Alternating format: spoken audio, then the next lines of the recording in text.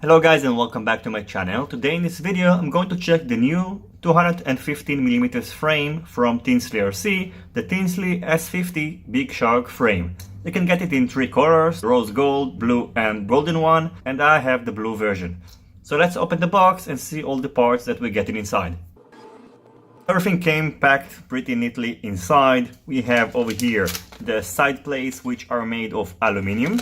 We've got two battery straps with the Tinsly RC logo. Their length is about 20 centimeters or 8 inches and they seem of a good quality. We've got a bottom plate and also the back part that holds the VTX antenna.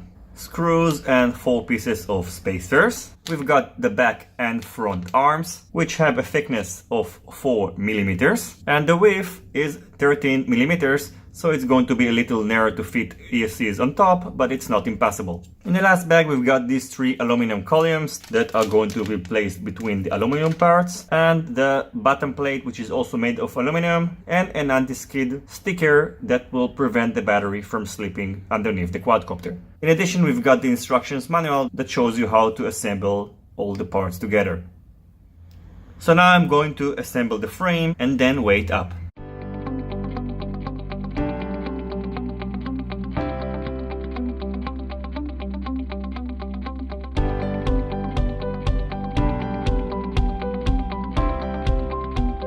So now the bottom part is assembled and it's just been held with 10mm screws. Just make sure that you fasten them because you don't want to be loose. Then all you need to do is just mount the side aluminum plates with the provided 8mm screws. Then just connect these 3 aluminum pillars with the 6mm screws, and now we're done.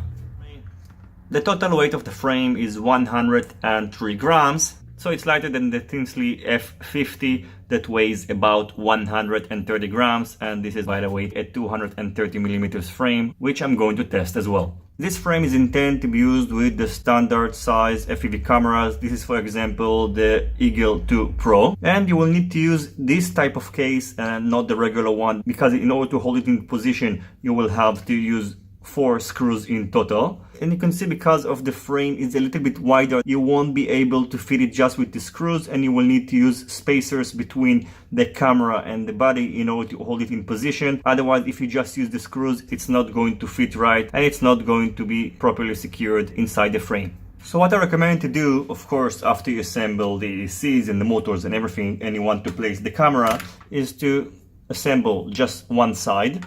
Then use a spacer. This one, for example, was included with the Runcam Eagle 2 Pro. Place it over here, and I think it is advisable to just put a little bit of hot glue in order to secure it properly. Then let it sit for a couple of minutes to let it dry. And actually I think it's going to be easier just to glue it before you assemble the frame. Just put a little bit of hot glue and put the spacer, then it's going to make your life much easier using a standard size FPV camera. So now I've glued also the spacer on the other side, then put another spacer on the outer side, and now the camera is going to properly fit inside the frame without any issues. So again, we have to glue a spacer inside the frame and outside the frames, and that's about it. So now after attaching the other part, all you have to do is just set your desired angle, put the 2 screws on the back, and that's it.